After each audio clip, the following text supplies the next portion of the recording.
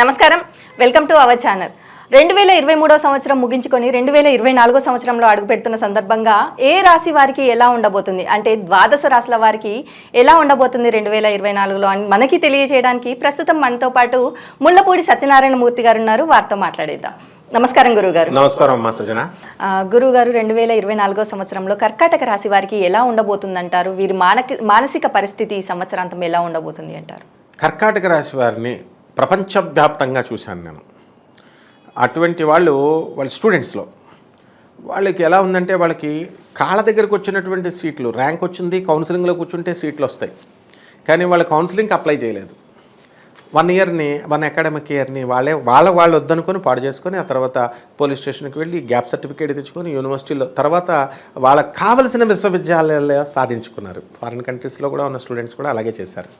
అంటే ఇదంతా ఎందువల్ల జరిగింది అంటే, ఈ కర్కాటక రాశి వాళ్ళకి అష్టమ శని నడుస్తుంది కాబట్టి శని ఏమి డ్యామేజ్ చేయడు, కానీ 1-2 సార్లు ట్రై చేసిన తర్వాత స్లోగా రిజల్ట్ ఇస్తాడనమాట. ఈ కర్కాటక రాశి వారికి 2024 సంవత్సరంలో ఈ రాహువు భాగ్యస్థితిలోకి వచ్చేసాడు, ఆల్రెడీ ఉన్నాడు. మనకు అక్టోబర్ 30, 2023 సంవత్సరంలో భాగ్యస్థితిలోకి వచ్చాడు. కాబట్టి రాహు ఒక్కడ చాలన్నమాట మనిషిని లేపడానికి. ఈ 12 రాశుల వాళ్ళు కూడా తెలుసుకోవాల్సింది ఏంటంటే, మాకు అన్ని గ్రహాలు బాగుండాలి. మీరు ఏమన్నా శ్రీకృష్ణులా లేకపోతే అవతార పురుషుల శ్రీరామచంద్రులా? శ్రీకృష్ణుడికే 5 గ్రహాలు ఉచ్చస్థితిలో, 4 గ్రహాలు ఉచ్చస్థితిలో ఉంటాయి. కాబట్టి ఒక్క గ్రహం ఉచ్చస్థితిలో ఉంటే చాలు మనలాంటి వాళ్ళందరికీ కూడా.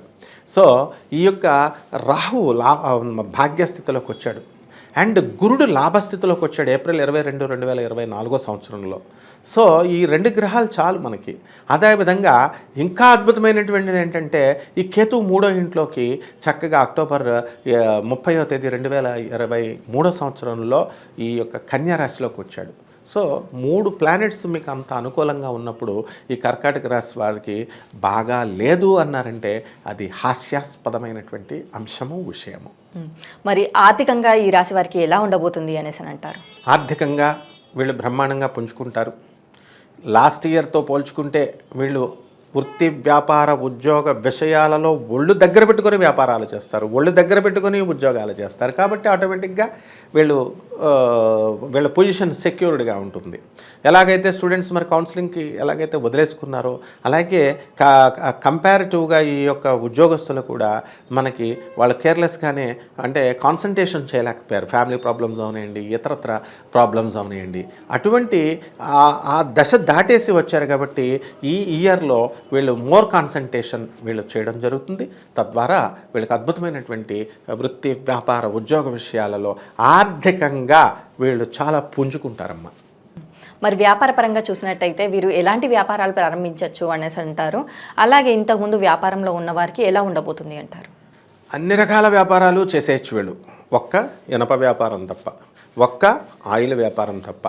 శనీశ్వరుడు ఆధిపత్యంలో ఉన్నటువంటి ఆటోమొబైల్, అంటే స్పేర్ పార్ట్స్ ఇనుముతోనే తయారవుతుంది కాబట్టి iron steel industry, and next మనకి ఈ యొక్క ఆయిల్స్ బిజినెస్లు, ఇటువంటి వ్యాపారాలు వీళ్ళు స్టార్ట్ చేయకుండా ఉండడం మంచిది. గతం నుంచి మేము చేసుకుంటూ వస్తున్నామండి, మరి మెషినరీ, ఫౌండరీస్ ఇలాంటివన్నీ కూడా అనేటటువంటి వాళ్ళు కాస్త జాగ్రత్తగా మీరు ఈ యొక్క వ్యాపారాలు చేసుకుంటే బ్రహ్మాండంగా ఉంటుంది. మరి ఏ వ్యాపారాలు కొత్తగా స్టార్ట్ చేయాలండి అంటే, మనకి ఎలక్ట్రానిక్స్ సంబంధించినటువంటి వ్యాపారాలు, సాఫ్ట్వేర్ ఇండస్ట్రీస్ వీళ్ళు పెట్టుకోవచ్చు. ఈ రాశి వాళ్ళు పెట్టుకోవచ్చు. వాళ్ళకి ప్రాజెక్ట్స్ అనేటటువంటివి ఖచ్చితంగా దొరుకుతాయి. అదేవిధంగా స్వీట్ షాపులు, బంగారం షాపులు, తర్వాత హాస్పిటల్స్, తర్వాత వీళ్ళు హాస్టల్స్, ఇవన్నీ కూడా పెట్టుకోవడం జరుగుతుంది.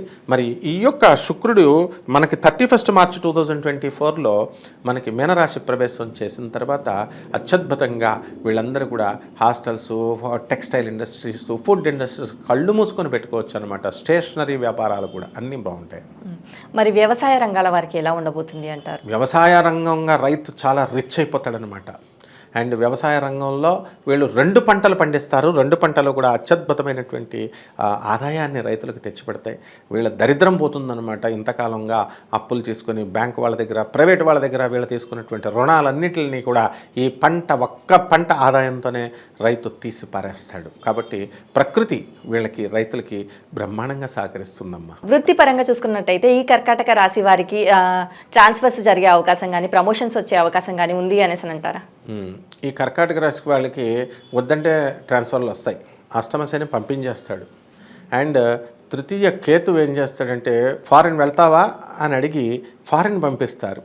ఇప్పుడు మనకి గవర్నమెంట్ ఉద్యోగాల్లో హైయర్ లెవెల్ ఆఫీసర్స్ ప్రతి సంవత్సరం రైల్వేలో వీళ్ళకి ఫారిన్, ప్యారిస్ లాంటి దేశాలకి పంపిస్తారు. మరి ప్రొఫెసర్ల మమ్మల్ని కూడా చక్కగా ఈ యొక్క సంవత్సరం ఎవ్రీ ఇయర్ మేము ఫారిన్ కంట్రీస్కి వెళ్ళడానికి, స్టడీ ప్రోగ్రాముల మీద స్టడీ చేయడానికి ఫారిన్లో చూడడానికి వెళ్తూ ఉంటాం. మరి ఆ విధంగా ఇతర రంగాలలో ఉన్నటువంటి అందరికీ కూడా ఈ విదేశాలకు సంబంధించినటువంటి యాత్రలకి వెళ్తారు, స్టడీ ప్రోగ్రామ్, స్టడీ టూర్స్లో. అండ్ రెగ్యులర్ ట్రాన్స్ఫర్స్ అవుతాయి. మ్యూచువల్ కన్సెంట్గా నువ్వు చేసిన చోట నేను వస్తాను, నేను చేసిన చోట నువ్వు వస్తావా అని చెప్పి అడగాల్సినటువంటి అవసరం లేదు. అండ్ బ్రైబింగ్ అవసరం లేదు, డబ్బులు ఖర్చు అవసరం లేదు. రొటీన్ కోర్సులో వీళ్ళకన్నీ కూడా ట్రాన్స్ఫర్స్ అనేటటువంటివి వచ్చేస్తాయమ్మా. మరి రాజకీయ వర్గాల వారికి ఎలా ఉందంటారు? రాజకీయ రంగాలలో వీళ్ళు ఖచ్చితంగా విన్ అవుతారు కర్కాటక రాశి వాళ్ళు. కాకపోతే స్వల్ప మెజారిటీతో విన్ అవుతారు. మరి రాహు భాగ్యస్థితిగతుడై ఉన్నాడు కాబట్టి వన్స్ గెలిచిన తర్వాత వీళ్ళు పార్టీ ఫిరాయింపులు కూడా చేస్తారు ఈ కర్కాటక రాశి వాళ్ళు. అంటే గెలిచిన పార్టీకి సపోర్ట్ చేయడం అట్లాగనమాట. ఇంకా మనకి పార్లమెంట్లో ఈ యొక్క పార్టీ ఫిరాయింపుల చట్టం లేదు కాబట్టి వీళ్ళకి మినిస్టర్ పదవులు కూడా పొందడానికి అవకాశాలు ఉన్నాయమ్మా. మరి వీరికి కుటుంబ పరంగా ఎలా ఉండబోతుందంటారు కర్కాటక రాశి వారికి? కుటుంబ పరంగా ప్రశాంతంగా ఉంటారు. ఏ విధమైనటువంటి టెన్షన్స్ లేవు. ఫ్యామిలీ మెంబర్స్ అందరూ కూడా వీళ్ళని సపోర్ట్ ఇస్తారు, గుర్తిస్తారు. కానీ వీళ్ళే ఏం చేస్తారంటే social get together and community ఫంక్షన్స్లకు వీళ్ళే వెళ్ళి కలగజేసుకొని వెళ్ళి ఫంక్షన్స్ చేసుకొని వచ్చి చక్కటి మానసికమైనటువంటి ప్రశాంతత కుటుంబ సభ్యుల వలన పొందుతారు. ఆరోగ్యపరంగా ఎలా ఉందంటారు? మరి ఆరోగ్యపరంగా వీళ్ళకి బాగుండలేదు. అష్టమ శని, మరి బోన్స్ కాల్షియమ్స్ డెఫిషియన్సీ అనేటటువంటిది వస్తుంది. బోన్స్ నొప్పులు వస్తాయి. ఉబ్బసం, ఎంతసేపు కూడా కర్కాటక రాశికి ఆధిపత్యం ఉన్నటువంటి చంద్రుడు ఏంటంటే ఉబ్బసం. మనకి వాత, పిత్త, కఫ ప్రవృత్తులు ఉంటాయి. వీళ్ళు కఫ ప్రవృత్తికి చెందినటువంటి వాళ్ళు. సో దగ్గుతో, ఈ యొక్క కఫంతో అటువంటి ఉబ్బస సంబంధమైనటువంటి ప్రాబ్లమ్స్ తప్ప ఈ కర్కాటక రాశి వారికి మిగతావన్నీ కూడా బాగుంటుందమ్మా. ఎలర్జీ, స్కిన్ ఎలర్జీ కూడా వస్తుంది వీళ్ళకి. అంటే కొంతమంది విద్యార్థులు అంటే గవర్నమెంట్ సెక్టార్లకు ప్రిపేర్ అవుతూ ఉంటారు. మరి ఉద్యోగ అవకాశాలు కలిగే అవకాశం ఉంది అనేసి అంటారా? ఖచ్చితంగా ఉంది. 80% ఉంది. లాభగురుడు ఏప్రిల్ 22, 2024 తర్వాత వీళ్ళు అన్నీ కూడా విద్యలో సర్వతోముఖాభివృద్ధిగా చెందడానికి అవకాశాలు ఉంటాయి. ప్రభుత్వ పరంగా వీళ్ళు టెస్టులు రాసేటటువంటి వీళ్ళని మనం చాలామందిని ప్రోత్సహించాలి. వీళ్ళు వెరీ హార్డ్ వర్క్తో, కాంపిటేటివ్ స్పిరిట్తో వెళ్తారు. ఒక్క హాఫ్ మార్క్ తేడా వచ్చినా సరే కొన్ని ఉద్యోగాలు ఇమ్మీడియట్ లూజ్ అయినటువంటి స్కాలర్స్ ఉన్నారు నా దగ్గర. పోస్ట్ గ్రాడ్యుయేషన్ చేసినటువంటి, కెమిస్ట్రీలో చేసినటువంటి వాళ్ళు. మరి లెక్చరర్ పోస్ట్ రాకపోతే నెక్స్ట్ మళ్ళీ ట్రై చేయమ్మా, అటెండెంట్, ల్యాబ్ అటెండర్ కింద, ల్యాబ్ అసిస్టెంట్ కింద అన్నప్పుడు వాళ్ళు చేసి సాధించారు. అంటే ఈ కర్కాటక రాశి వాళ్ళు ఏం చేయాలంటే ఒక్కసారి ఒక ఉద్యోగంలో రాలేదనుకో నిరాశపడి వదలకూడదు. ప్రభుత్వ ఉద్యోగం కదా ఇది, అందువల్ల టఫ్ కాంపిటీషన్ ఉంటుంది. ఇప్పుడు సెకండ్ టైం వీళ్ళు సెలెక్ట్ అవ్వడానికి అవకాశాలు ఉన్నాయి. అలాగే సాఫ్ట్వేర్ రంగాల్లో కూడా వీళ్ళు ఇమీడియట్ అబ్జార్ప్షన్ అనేటటువంటిది ఉందమ్మా. మరి ఈ కర్కాటక రాశిలో కోర్టు సమస్యలతో బాధపడేవారు చాలామంది ఉంటారు. మరి ఈ కోర్టు సమస్యల నుంచి బయటపడే అవకాశం ఉంది అంటారా? కోర్టు సమస్యలు ఇంకా బెంచ్ మీదకి రావు వీళ్ళకి. బెంచ్ మీదకి వచ్చి ట్రయల్స్ అవుతున్నటువంటి వాళ్ళు, విట్నెస్లు, ఎవిడెన్స్ల స్టేజ్లో ఉన్నటువంటి వాళ్ళు వీళ్ళకి అనుకూలంగా ఉంటుంది. అండ్ తీర్పులు రిజర్వ్ చేయబడినటువంటి వాళ్ళకంతా కూడా ఏవైతే కొన్ని కేసులు ఉంటాయో అటువంటి వాళ్ళ కేసులు వీళ్ళు విన్ అవ్వడానికి అవకాశాలు ఉంటాయి. వీళ్ళకి అనుకూలంగా తీర్పులు చెప్పబడతాయి. అంటే నాట్ మ్యానిపులేషన్ కాదు, వాళ్ళకి అనుకూలంగా గ్రహాలు ఉన్నాయి కాబట్టి ఆనరబుల్ జడ్జెస్ న్యాయంగా ఇస్తారు. వీళ్ళకి అనుకూలంగా వస్తాయి తీర్పులు. మరి వివాహ ప్రయత్నాలు చేసేవారు, సంతానం కోసం ప్రయత్నించే వారికి ఎలా ఉందంటారు? వివాహాలు బ్రహ్మాండంగా అయిపోతాయి. ఈ లాభగురుడు వద్దంటే వివాహాలు చేసేస్తాడు, శుభకార్యాలు. తర్వాత సంతానం కూడా నెక్స్ట్ మ్యారేజ్ డేకి వచ్చేస్తుంది.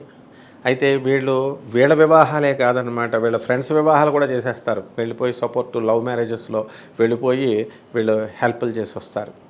ఈ హెల్ప్లు చేశారు కానీ వీళ్ళు 7th డిసెంబర్ 2024 సంవత్సరంలో కుజుడు వక్రించి కర్కాటక రాశిలో ఉంటాడు. అప్పుడు కనుక చేస్తే కటకటాల పాలవడానికి కూడా అవకాశాలు ఉన్నాయన్నమాట. సో వీళ్ళు చక్కగా ఆ సమయ సందర్భాలను బట్టి వీళ్ళు వ్యవహరించుకోవాల్సినటువంటి అవసరం ఉంది. మరి ఈ రాశి వారికి గృహయోగం కానీ వాహన యోగం కానీ ఉంది అనేసి అని అంటారా? గురుడు వీళ్ళకి ఇళ్ళనిస్తాడు, భార్యనిస్తాడు, సంతానాన్ని ఇస్తాడు, స్థలాలను ఇస్తాడు, వృత్తికి సొంతంగా సెల్ఫ్ ఫైనాన్స్తో చదువులు ఇస్తాడు, self finance industries, small scale industries పెట్టుకోవాలనుకునే వాళ్ళకి పెట్టుకుంటారు. సబ్సిడీలు ప్రభుత్వం నుంచి వస్తాయి, అన్నీ కూడా వస్తాయి. కానీ సెకండ్ రన్లో వస్తాయి. అంటే ఒక్కసారి ప్రయత్నిస్తే రావన్నమాట. 1కి 2 సార్లు కర్కాటక రాశి వారి కంపల్సరీ ప్రయత్నించుకోవాల్సినటువంటి అవసరం ఉంది. దీనికి ఎలాబరేటెడ్గా నేను ఒక చిన్న ఎగ్జాంపుల్ చెప్తున్నాను. మా స్టూడెంట్లో ఒక అమ్మాయి పాన్ కార్డుకి అప్లై చేసుకుంది. ఆ రోజే ఆధార్ కార్డు అప్డేట్ చేసుకొని వచ్చి పాన్ కార్డు వేరే ఏజెంట్కి ఇచ్చింది. అయితే రిజెక్టెడ్ అని వచ్చింది. కారణం తెలియలేదు. ఏమిట్రా అంటే ఆధార్ కార్డులో అప్డేట్ అవ్వలేదు కాబట్టి ఇది రాలేదు. ఈ కారణం తెలియక చదువుకున్నటువంటి మహానుభావులు చాలామంది చెప్పలేకపోయారు. ఒక 10th క్లాసు పాపం అమాయకుడైనటువంటి ఒక కొత్త ఏజెంట్ వాడు కనిపెట్టి, సార్ మీరు ఆధార్ కార్డు అప్డేట్ చేయలేదు కాబట్టి ఇలా జరిగింది అన్నాడు. వెంటనే అప్లై చేసుకోమ్మా అన్నాను. అప్లై చేసుకుంటే ఇమీడియట్ వచ్చేసింది ఒక 15 రోజుల్లో. సో అంటే రెండవసారి నిరాశ పడకుండా ప్రయత్నిస్తే రిజల్ట్లు ఈ విధంగా వాళ్ళకి వస్తాయన్నమాట. కర్కాటక రాశి వారికి సక్సెస్ అనేది వస్తుంది. అంటే ఒకవేళ వాహనాలు కానీ గృహం కానీ కొనుక్కోవాలి అనుకుంటే వీరు ఏ మాసంలో ప్రయత్నించవచ్చు అనేసి అంటారు? ఇప్పుడు ఈ యొక్క వాహనాలు వీళ్ళు కొనకూడదు అసలు. కర్కాటక రాశి వాళ్ళు ఈ సంవత్సరం అంతా కూడా అనుకూలంగా లేదు. మాకు తప్పదండి మరి మేము కొనుక్కోవాలండి అంటే ఏప్రిల్ 22 నుంచి కొనుక్కోవచ్చు వీళ్ళు. మళ్ళీ మనకి శని వక్రిస్తాడు ఎప్పుడు 30 జూన్ 2024 సంవత్సరంలో. కాబట్టి ఆ ఏప్రిల్ 22 నుంచి జూన్ నెలాఖరు వరకు ఆ టైంలో కొనుక్కోవచ్చు. మళ్ళీ కొనాలి అనుకుంటే శని డైరెక్ట్ అయ్యి మనకి 15 నవంబర్ 2024 సంవత్సరం తర్వాత కొనుక్కోవాలమ్మా. మరి ఈ రాశి వారు చేసుకోవాల్సిన పరిహారాలు ఏంటో తెలియజేస్తారా? కర్కాటక రాశి వారికి శని బాగుండలేదు కాబట్టి శని జపం చేయాలా, శని స్తోత్రాలు చేయాలా. శనికి కిలోంపావు నల్లని వస్త్రాన్ని పేద బ్రాహ్మణికి అధిక పారితోషికాన్ని ఇచ్చి దానం చేయాలా. అధిక పారితోషికం మనం ఇవ్వకపోయినా పిసినార్తనం చేస్తూ ఉంటారనమాట. వీళ్ళని నల్ల బ్రాహ్మణులు అక్కడ ఉంటారు, నువ్వులు దానం అందరూ పట్టరు, వాళ్ళే చెవిపిండి డబల్ అయినా అని అడుగుతారనమాట. ఏం భయపడక్కర్లేదు. అయితే అది కాకుండా శనీశ్వరుడికి చక్కగా తైలాభిషేకం అంటే నువ్వుల నూనెతో మనం అభిషేకం చేయాలా. ప్రతిరోజు కూడా నవగ్రహాల చుట్టూ ప్రదక్షిణ చేయాలి. ప్రదక్షిణ కనుక చేసినట్లయితే ఈ యొక్క ఓం శనిశ్చరాయ నమః అనేటటువంటి మహామంత్రాన్ని జపించాలా. అదేవిధంగా జమ్మి చెట్టు దగ్గరికి వెళ్ళాలా, జమ్మి చెట్టు దగ్గరికి నీళ్లు పొయ్యాలా, ఆ దీపాలు దూరంగా వెలిగించాలి, వేళ్ళు కాల్చేయకూడదు. అగరబత్తీలు కుంకుమ చెట్ల మీద తులసి చెట్లకి మనం వేసేస్తూ ఉంటాం, తులసి ఆరాధన కూడా చేయాలి వీళ్ళు.